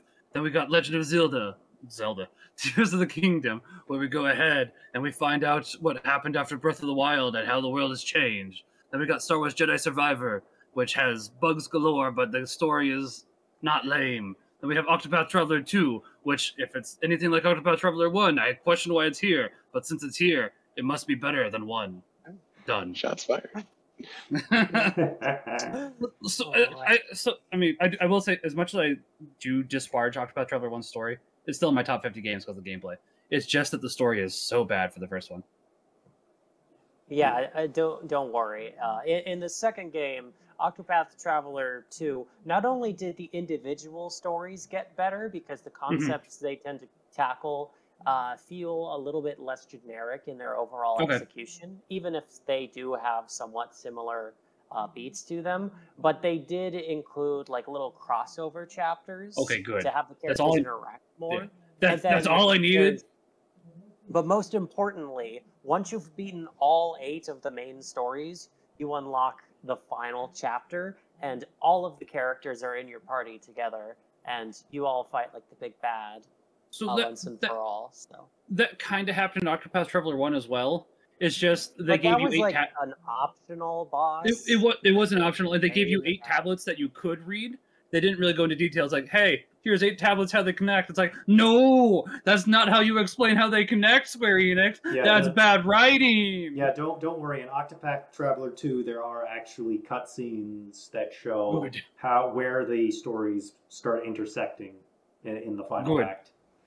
Yeah, Which- if you're yeah. definitely paying attention, you'll definitely start to see some, ideas and things that get repeated in different Traveler stories, which gets it into your head. Oh, this is showing up a lot. Maybe there's going to be something about this later. So no. That'll be good. I did like the individual stories for Octopath Traveler 1. It's just, as you said, there was basically no connection. So I'm looking forward to Octopath Traveler 2. Yeah. Anyways, as far as everything else, admittedly, I didn't play anything else as far as story goes, and I'm the psychopath who literally will not give an opinion on a story until I've played every part of it, which includes playing multiple 50-hour JRPGs back to back if it's a two-parter. Bless you. But Bless you. Dwarf has I multiple mean- endings. oh yeah, Sure. I play multiple endings a lot Alright. as well. So- I mean, within reason, like it would be very difficult to try to give a full overview of something like, say, Triangle Strategy when the Yeah. endings are dependent on your choices through like the whole game. But Yeah. yeah. In any case, I mean, I know Baldur's Gate 3. It's an RPG. Obviously, its writing must be doing something okay. The Bears aside. Bayonetta Origins, as you said, theology aside, I'm sure, with presentation like that, you don't just throw that out and not put some effort into your narrative. Tears of the Kingdom, I mean, it's a Zelda game. Like, Zelda games are not going to have the deepest lore in the world, but I think Breath of the Wild certainly brought their storytelling up just a little bit, especially from where the series was up until that point. So it wouldn't surprise me if Tears of the Kingdom took things further. I would even. And yeah. then, Yeah. I'll wait till it's my turn. Sorry, Peace. Go ahead. yeah, and then finally, Jedi Survivor. It's, it's Star Wars. Somebody likes it. That's probably why it's here. But yeah. Well, on Star Wars, I can't remember. It was either PB&J or Hoots, but they really wanted Star Wars to get nominated for a few things, specifically because there was this running theme of like family and fatherhood with one of the characters that was really touching. Yeah, I haven't played it because obviously Star Wars boycott, but. Listen, I'll go ahead and buy. So I will be honest. I bought Star Wars Jedi Fallen Order, the first one, for like $10. If it's that cheap, they're losing money on me buying it. I'll go ahead and buy it. That's a. But I get what you're saying. I get what you're saying. I don't think that's exactly how it works, but I know I get what you mean. Yeah. Or I'll buy it used. Either or. Man, Zelda, it's like the good things I want to say about it, I think are better for a later category. I do have some critiques though. I kind of just feel like the Zonai, like how they fit in, it almost feels like kind of like a rehash of I believe it's the Sheikah who made like the blue cool tech stuff that's in the first game, right? Yep. It almost feels like it's kind of just it's like another ancient race that made really cool tech, and I mean it's cool, but it almost feels weird. It feels a little bit like forced in there when it's like. I think it makes enough sense. Go ahead, sorry. I really liked it in the last game, and then you have it again in this game, and I feel like, at least from what I've seen, there's no good explanation for why almost all the Sheikah tech is gone. Like, there's no more of the cool swords. You do get that little, like, there's that one item that you can, like, fuse. I forget what it's called, but it's like you've got your teleport pad, the towers are kind of rehashed, but, like, all the guardians are gone. You're not getting any of the weapons and items that were everywhere before, and now they're replaced with Zonai stuff. And I feel like the continuation off Breath of the Wild could have been a little bit better. I feel like it's kind of confusing, a little bit muddy how they transition from Sheikah to Zonai, because they're kind of similar in some ways. I would assume that's intentional, since the Zonai are obviously older than the Sheikah. The original Sheikah probably found the Zonai and adapted it to modern day, because there wasn't a lot of Zonai, would be my guess, until obviously Tears of the Kingdom takes place. So what they found, they took and ran with it. It's just that, since there wasn't much previously until the unearthing, I get it though. It does seem like it could have been a little better explained, and I don't deny that. So yeah, it's just like, I feel like it goes from in Breath of the Wild, it's, oh, there's this old civilization that had really advanced tech, and you can find some of it around, and some of the robots are here and getting up and attacking us. And then it's like Tears of the Kingdom, oh, another old civilization had really cool tech, and there are these robots, and you can find some of There's stuff laying around. Is it the same civilization? No. What happened It's to an the old older one. I don't know. They're gone. There were guardians everywhere in the last game. I mean, they probably were purged afterwards because of the whole Ganon took them over thing. There were like ruins there. There were a bunch of old ones that were ruined and just laying around, and it's not like they took care of the other ruins that are everywhere. I think the only guardian you see is at What's-Her-Face's house. So I get it. Pura's or the... Pura, yeah. But it's just like... I don't know. Like, I still like a lot of stuff about this story. I think the Zonai are really cool, and from the cutscenes I've seen, it's pretty cool. It just feels like a wrong time when we had the Sheikah. Yeah. I don't know.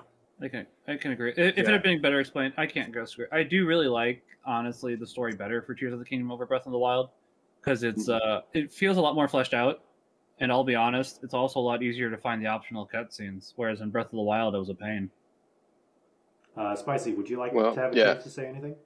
I will put in a little plug for Baldur's Gate 3. I think what stands out to me with that one is there's just a density to the storytelling. And obviously, it's a different, it's a CRPG. It's going to be telling a different type of story from Zelda or really anything else, I guess, on the list. But I appreciate the way it starts with very low, kind of intimate stakes. Your goal is, self-serving is the wrong word, but it's not necessarily like the world's at stake type of story right away. But the way that not just your character's drawn into that, but kind of it's, I can't go into great detail, but all of your party members sort of kind of feed into the greater narrative as things expand, and it's just kind of interesting to see all those things build as you progress. And I haven't finished it, but I mean, it's just I think there's a strength to the characters. The villains are just like deliciously evil. It's just right. It's good. I don't know. It's fun. Got good party members. I haven't played a character-driven RPG like that. I mean, I guess I don't know, like a Western RPG that is of that caliber in a while. It's been a good long time since we have had a really big Western RPG. I showed one of my old coworkers our list, and that was something he really wanted to point out, that I can not remember the last big Western RPG. That was an actual RPG, not like Fallout, which is more action than it is RPG. And the last one we could both think of was Knights of the Old Republic 2. So it's been a bit of time. Yep. We like our guns in the West. Pew, pew, pew. America. Yeah. I mean, as I say, even Skyrim is more action than it is RPG, so it's not just the guns. I mean, there were things I liked a lot about a game like Mass Effect, but I just think that was way more like railroaded, whereas it's like so that I forgot about Mass Effect 1. I might argue Mass Effect 1 was RPG enough because it did have a lot of RPG mechanics. 2 and 3 were definitely a lot more railroaded, and there was a lot more action and shooting, and they took out a lot of the RPG mechanics. I still love 2. Yeah, I do too. I prefer 1. Yeah, I prefer 1 though. I know most people will not agree with that because of the Mako, but I actually kind of like the Mako. Yeah, me too. yeah, let's go. yeah. But I think with Baldur's Gate, like it really, it's impressive to me the way, like, it feels like they thought of everything, because you are.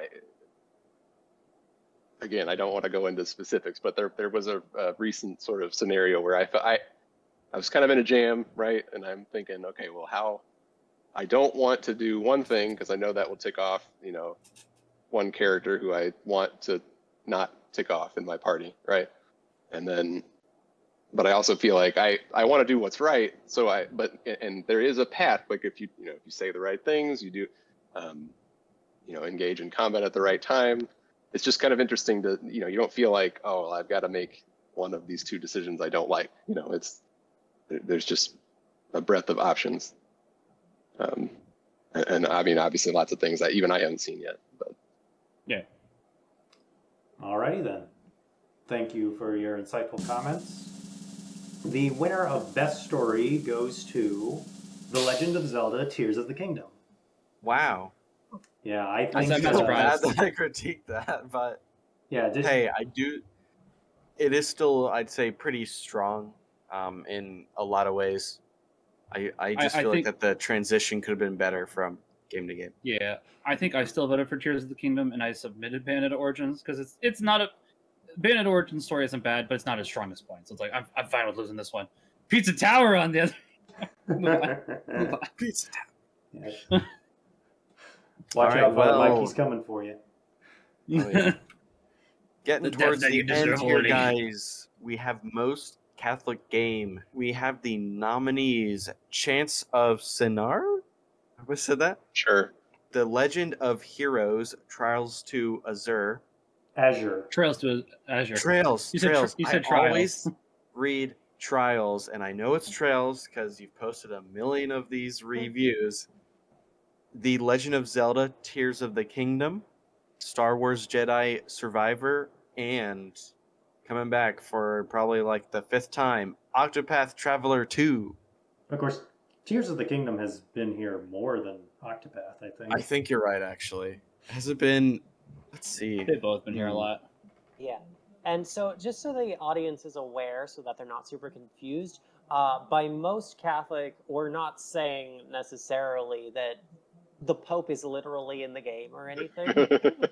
We're just saying that we wanted to have like kind of a special award to our site. So we wanted to give credit to any game that we feel reflected certain Catholic values fairly well through its narrative, game design, or any other way. So that's what we kind of focused on for here. Admittedly, this was kind of a difficult year to pick nominees out for, but you know, especially when it came to story stuff, we managed to find a pretty decent spread to talk about. Yeah, Well, and I should also say, don't think that this means that there aren't things in these games which are not Catholic. There definitely are. well, if I may take the helm for this one, especially for the ones I know the most of the rest of you all didn't play. For Chants of Senar, this is probably the one I know the least about, aside from Jedi, but we'll get to that. But it's pretty obvious, like from the outside looking in, that the game is advertised as being based on the Tower of Babel. So that kind of made it an obvious pick to be a nominee in that sense, you know, like biblical symbolism and things like that. And then I guess on the topic of Jedi Survivor, again, I believe that was either Justice or Hoots who nominated it, and like once again on the themes of fatherhood and redemption and things like that that are throughout that game. So despite my disinterest in new Star Wars, credit where credit is due. And then I also think I should be the one to talk about Octopath Traveler 2 because I'm pretty sure I did the heavy lifting for the propaganda on this one. And I nominated it for 2 reasons specifically. The first one is the presence of Temenos as a playable character because he's not just a cleric. Because every fantasy RPG has a cleric of some kind. He is an inquisitor and not the sort of like mustache twirling stereotype you usually get with inquisitor type characters. He's actually going around solving a murder mystery that's related to this heretical group that's infiltrated the Church of the Sacred Flame, and that was very refreshing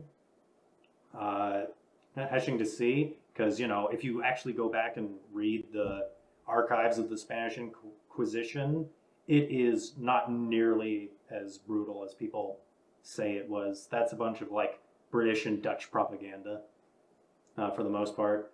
Yeah. And then An atheist. yeah, exactly. The atheists don't help either.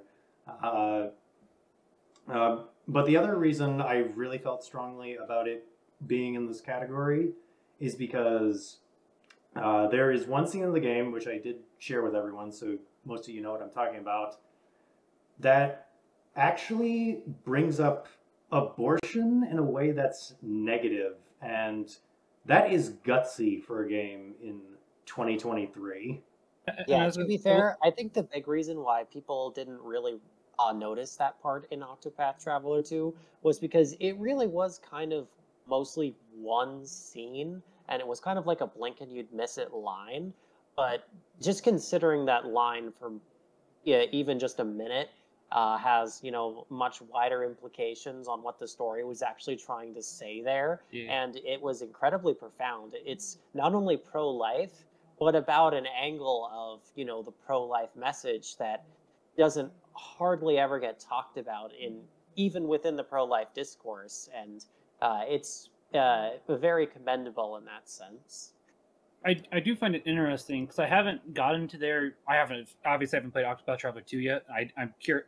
You guys may be curious just from that. I was curious before, but I haven't gotten this far in Final Fantasy 14 yet either. But apparently in the newest expansion, not the one that's coming out soon, they also had another pro-life message. So it might be something that Square is trying to push for. And if that's the case, Square, keep going, buddy. Good job.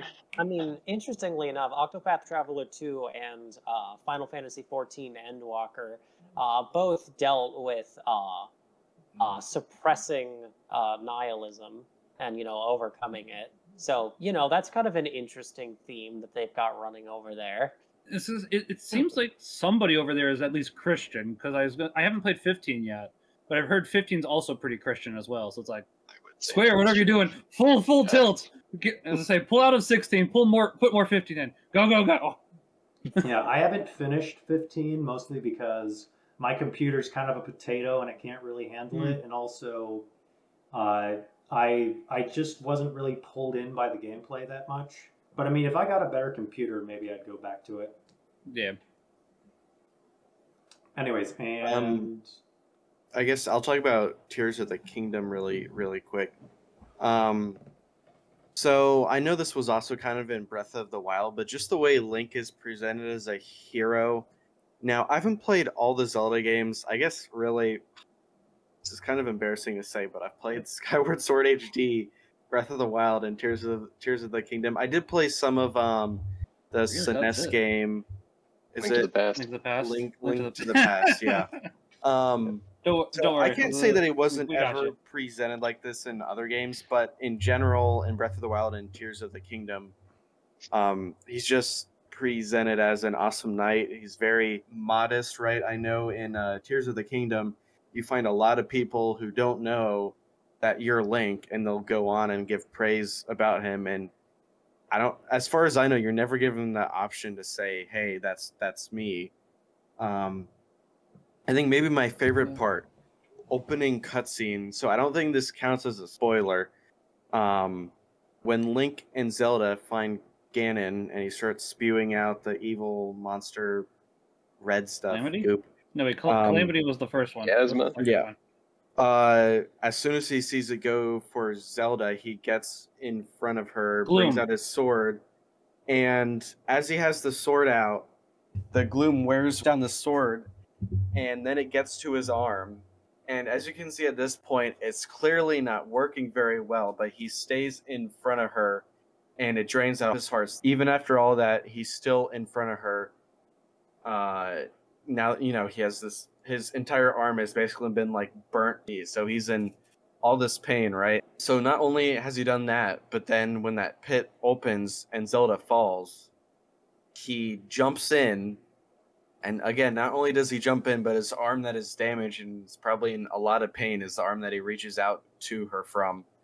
And that's when she disappears, and then the arm takes him back out of the pit. But just that whole time, it's like, that's what an ideal knight or an ideal soldier would be. He has zero hesitation with anything.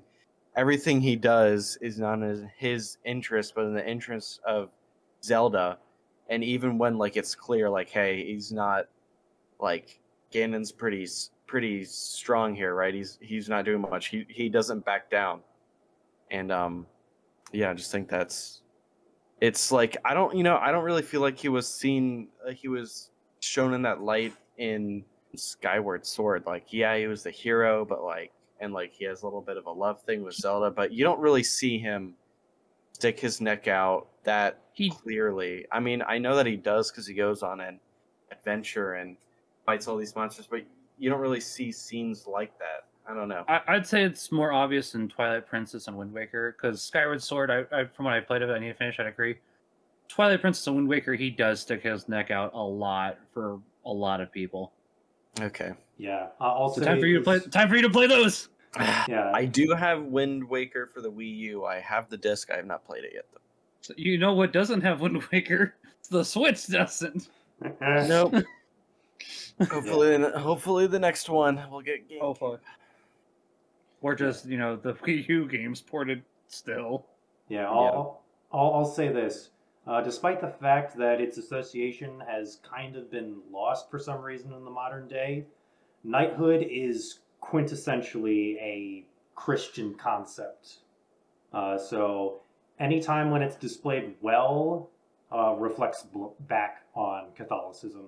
So, well, when we were debating what should be on the list, I said, like, well, there's a bunch of chivalry in Tears of the Kingdom. That's a perfect fit.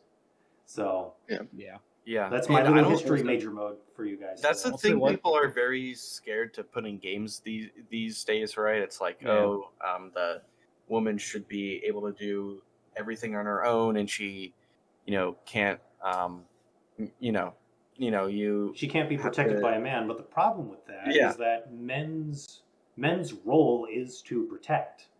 Like that's Women the can still reason be why we strong. exist. Yeah, And you, and yeah, women and- can still be strong because, not to give spoilers, but you see Zelda as a very strong character in Tears of the Kingdom. That's all. I'll say. Yeah, but it's awesome how even with the powers that she does have, you still have Link there, and he takes on a very special role, and you see how it kind of lifts up Zelda rather than He doesn't hold her back, Where's is that? what you're saying. There's a mutual Yes, aspect to their both of their quests, right? There's Yes. It's almost and it like they help raises each other, her like man up and woman were instead of complimented for one another or taking something. her I don't know. down, and I think people are often scared that doing such things is going to be seen as a way of bringing a woman down, but it's really not. I mean, it doesn't reflect bad on Zelda at all, and it's awesome. I mean, Yeah, It does make sense because it's a continuation of Breath of the Wild. I know it was a little annoying to get some of the cutscenes, but Zelda kind of treated Link like Garbo in the first game Oh, yeah. initially. sure. Like, very, very badly. But over time, they did go ahead and form a relationship, and it got a lot better. So, yeah. yeah. Hey, And but the she frog speaks scene very, was funny. very high of Yeah. him in the cutscenes in Tears of the Kingdom. Even by the So- finale of Breath of the Wild, it was obvious she cared for him a lot. It's just the initial meeting was not good. So Initial few before I meetings. Sorry. say anything else, anything you'd like to add, Spicy, on any of the nominations here? Sure. Yeah, I guess I was just thinking as we were talking about Tears of the Kingdom, you could argue there's some almost. I mean, I'm sure it's not intentional, but just some sacramental imagery in Breath of the. I know it's sort of going back to Breath of the Wild a little bit, but Tears of the Kingdom as well. I'm pretty sure, there's the first thing we see of Link in Breath of the Wild is he's lifted out of a pool of water, right? So there's sort of a baptismal thing going on, and then even I think the first action you actually take, well, after everything goes down that Katoons was talking about, I think your first action is you jump into a pool and then you get out. So they Yeah. kind of Yeah. kept that for Tears of the Kingdom. Anyway, before we move along from all this, I suppose I should probably give some words on why Trails to Azure is in here, because obviously that's my pet project, so I was the one who nominated this. And the main reason I decided to put this in the most Catholic is because in the second half of the game, aka the good half of it, it really gets into a lot of themes that I think we as Catholics will find rather compelling. There's a lot of stuff in Chapter 3, my favorite chapter, about forgiveness, with the whole thing that Randy Orlando goes through, that I definitely cherished. And then the big climax of the story, as most Trails games do, definitely deal with these ideas of humanity being granted these godlike powers and whether we'd be better off with them or not. And the game is very clear in its messaging ultimately that it thinks, no, humans aren't worthy of that kind of divine power, and it should go to the one to whom it should be entrusted to, the divine. In the Trails universe, they call it Adios, the sky goddess. But, I mean, the Septian Church is basically, Catholicism, but fantasy, essentially. A lot of people have described it that way. I've even seen memes comparing the two in the Catholic memes subreddit, and that was bizarre when I saw that. But I might have to check that out then. Said for Yeah. Trails d'Azur. All right, time to slap that on the wish list. There might be a few other Trails I- games you'll have to I play need first. to warn you, the Trails games, and especially Trails 100 to hours, Azure's yeah. first half, has just some really cringe anime stuff in it. Fair enough. There's It's also like a really good 100 hours at least, right? What was that? It's also like a good 100 hours, isn't it? At least. That depends on the games. So Fair. the Trails to Azure, which is a sequel to Trails from Zero, those two together will run you maybe 70 to 90 hours, depending on how much side content you do. Okay. But that's over 2 games, so you can pace yourself. Fair.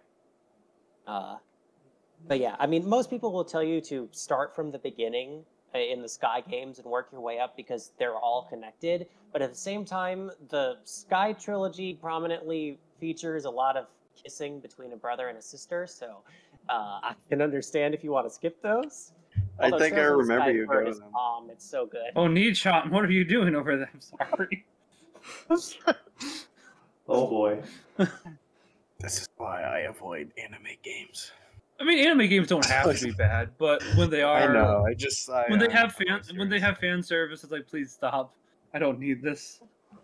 Wait. No. This is why I like my Mario. Again, check my reviews if you want a good rundown of the actual contents, because obviously that's a big thing, is bringing up these things so people know what to expect. But yeah, I really liked the discourse that Trails so often gets into about, mankind and its proximity to divine powers. But yeah, anyway, that was a long discussion. Well, Did you reveal the winner to us? Yeah, it's all that Zelda lore. We just can't help ourselves. I mean, honestly, we can basically just go right to who wins for the next category after this because of how much we've talked about everything. Is all I'll say. Go ahead. Sorry. Yeah. But the winner for the most Catholic game goes to Octopath Traveler 2. All right. Yeah. There you go. I think my that one got propaganda my worked a little vote. too well. It got my vote too. Yeah. You said pro life, and I was like, well, Yeah.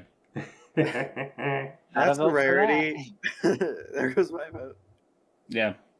Not the only thing we care about as Catholics, but it's a pretty big thing. Yeah. Yeah. In this day and age, it is a very serious topic for us. It is. If our problem was like there's too much fighting and wars, we'd probably be talking a lot more about the need for peace. Which, I mean, admittedly, there are a lot of wars going on right now, but I still think the rampant sexual degeneracy is a problem that's a bit easier to solve on a local level. The Catholic Church addresses different issues at different times depending on what the world needs. And right now, the world needs someone to say, hey, all this sexual revolution stuff, it's not going very well. Was a lie. No, didn't go very well when it was introduced. Anyways, moving on. Anyways, Spicy, you get the honor of introducing our last category. All right. So for Game of the Year, we've got Baldur's Gate 3, Hi-Fi Rush, Legend of Zelda, Tears of the Kingdom, Octopath Traveler 2, and Super Mario Brothers Wonder. So yeah, I guess I don't know. Do we want to go straight to it, or I think we know what Katoons wants. final pitches? Yeah. I've been waiting to show this the whole time, but I'm feeling like it's not going to win because I don't think Wonder it would be Tears of the Kingdom and Game of the Year. I was really hoping to win for art or music, though. I think the only thing that Wonder could beat on this list is Hi-Fi Rush. No offense, Katoons. Yeah. Like, I liked Wonder. I did. It's a good game. Fair. Yeah. Got our opinions. Yeah. I love Mario so much. I'm sorry. Just Octopath favorite 2 is obviously my series. preference because, like, that game is just so goated. Like, I don't think it tops The World Ends With You for me, but it came so close. Like, I so need to incredibly replay The World Ends close. With You. It's been a long time. I will say I do kind of want to give it a shot after what I've heard you guys say about it. Me too. Like, I mean, it might still be on sale at Something. the moment, Katoons. You want me to check if it's on sale? I'll check right now. Yeah, if you want it, I'll say this. I will say though, it is an RPG, so there is a bit of a time commitment involved. Yeah. So yeah. just be prepared for that. Don't worry, I've put Uh, in Really, a lot of the hours grinding to a isn't few that games. much of an issue So- in Octopath Traveler 2, mainly because if you're just following the story and not running from battles, you'll get a pretty decent amount of XP, especially, I think, if you've got the Scholar's XP boost equipped. You should be fine in terms of grinding. Really, it's only until like the very late game where you might have to actively try and grind. So so it is technically on sale, Katoons, but not on Switch because the Nintendo tax. Wow. Yeah. Spicy, what are you voting for? Yeah, for me, it's Baldur's Gate 3. I mean, I haven't finished it, but I mean, I played Tears of the Kingdom. I guess that's the only other one on the list that I've had a chance to play. But for me, like, I still prefer the older style Zelda games, the kind of the pre Breath of the Wild era. And I think, again, going back to just that sort of density of Baldur's Gate 3, there's not really a moment where I'm feeling like I'm just wasting my time. There's always something going on. There's always kind of a unique interaction to have. Combat's really strategic. I mean, to me, everything about it has been very positive. I mostly felt that way about Tears of the Kingdom as well, honestly. Just not a waste of time. Admittedly, I can think of 2 scenarios where I did. Farming for star fragments, and those dragons were sometimes a pain to get at the exact right moment so you could get the materials. Everything else I didn't mind. It was like, okay, I'm always doing something. But the other two is like, boy, it would be nice to have a little more easy access to both of these. Yeah, it is a bit annoying, like when you want to upgrade all the gear that's gear. like the ones from like the old games, and they all require a star fragment like every time, and it's just like Yep. But yeah, I do feel like, I mean, actually, especially when I started out in that game, it was actually overwhelming how much there was to do, and I felt like I was always missing out. Now that I'm much farther in and I'm kind of retreading some areas, sort of, it's not as bad. But I do think Tears of the Kingdom, like I had more complaints with Breath of the Wild than I do with Tears of the Kingdom. I just think there's a lot. I feel like the towns feel more full. Obviously it's got the sky and the chasm, so there is a lot more going on. But Breath of the Wild walked, so Tears of the Kingdom could run. Right. Yeah. Yeah. Anyways, Tears of the Kingdom is my game of the year that I wanted because I really did enjoy my time with it. Yeah. It's probably on my top 10 or at least top 20 games list now. It's pretty dang high. Yeah, for me, I know there's a bit of a theme of Peace and Homs having similar tastes, but I am also going with Octopath Traveler 2. It is phenomenal. It's earlier this year, I put it in my top 5 games when I did this fun little video for my friends shortly after a charity stream that KMax was doing. But nowadays, I would, like, thinking about it even more, I think I would put it in my top 3, actually. We see your They pizza turned tower. it, it's a marketable plushie. I'm waiting for the other marketable plushie to come. They have 2 of these now. Yeah. I'm sorry Pizza Tower didn't get nominated for Game of the Year, but there's only so much space. Listen, as much as I like Pizza Tower, it did not deserve Game of the Year. The best indie game or soundtrack, maybe. Game of the Year? Nah, sorry, Pizza Tower. Yeah. But anyways, I'm a realist. after all this pomp and circumstance, or perhaps lack thereof, considering the budget we're working with, the CGR Game of the Year. You sitting, KMax? I'm right Should here. we wait for K-Max? No, I'm What right are you here. doing? I see him. He's We can back hear there. All right, I was putting the plushie away. that's going to make a lot of people angry. The game of the year goes to The Legend of Zelda: Tears of the Kingdom. There we go. I Yeah. thought I was gonna Yeah. get it. Yeah. Yeah, No. admittedly, It- when the voting started, was- it took a pretty early lead and kept it. Yeah. It was between that or Baldur's Gate 3, and both are good contenders. I haven't played Baldur's Gate 3 yet, but with all the sheer people that have talked it up, I am interested. I'm just waiting for it to go on sale. Yeah. And I mean, like, all those games seem great, but like, it's really hard to beat a game that, I mean, is just as big and huge as the sequel to Breath of the Wild. The other thing for me Like- is, as you guys all know, Skies of Arcadia is my favorite game. We had Sky Islands, baby! I'm pleased! Let's go to the moon! Yeah, Tears of the Kingdom, even though I haven't played it yet, I know blasphemy. But even from the outside looking in, I would describe it as we thought of everything and did it, the game. You know, all the different mechanics, like combining all the things you can find in the wild works into so much makeshift better. weapons and Yeah, building vehicles and towers and things like that. it works so much better. And I know everyone thought for sure that there'd be DLC for this game, but they actually came out and said no. We're like, I mean, we did everything that we wanted to do. That Put it makes all sense. in there, guys. They didn't hold Yeah. anything back. Like, Considering that this was supposed to be DLC for Breath of the Wild, and it became a full game, yeah, I don't blame them. It's all good. It's fine. but I think that also just shows like they didn't hold back, and Yeah. I feel like, I mean, almost anyone else would have kept some stuff back and thrown it out as a $20 DLC extravaganza, you know, like right after. But no, Oh, they're yeah. like, I mean, they spent 6 years on this when they were reusing a map, guys. Like, they reused the same world, same assets. I mean, they made a lot of new stuff, but finishing a up lot now. of stuff is, you know, old stuff. Oh, and shoot, I they forgot. still Go ahead and throw took that in. six years. I mean, Not on purpose. Sorry, dear. yeah, this game had a lot put into it, and it's just kind of hard to beat when you got the money of Nintendo in the Switch era. The money of Nintendo and the actual good game developers of Nintendo, because Microsoft has money, but they don't got those game developers. Hi, Redfall. How are you doing?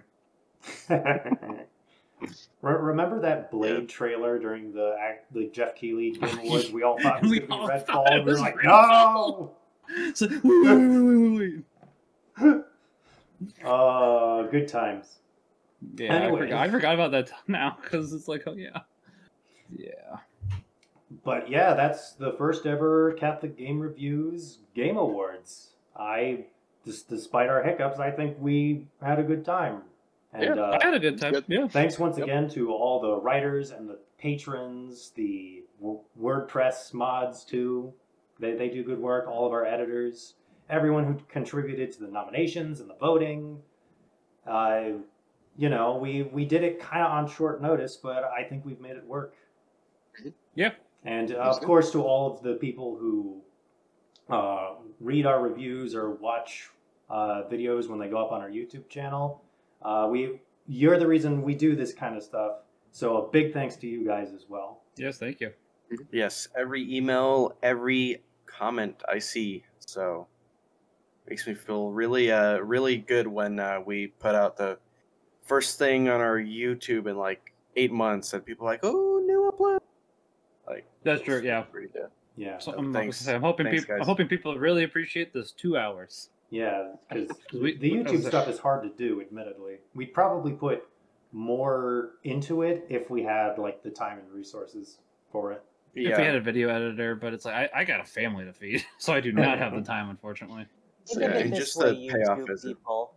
There's 10 categories in this video, plus an intro and an outro that you're watching right now. So Yeah. if you just split that over 10 days, one for each category, you got a nice 5 to 10 minute segment for over a week. So enjoy. Yeah, There you go. yeah. It depends on which category. Daily Some of them are content, probably daily shorter. uploads, guys. Right. Right here. Anyways, All right. Yeah. So I hope we'll be back again for next year, where we can go ahead and tell Jeff Keighley, hey, we did it better than you.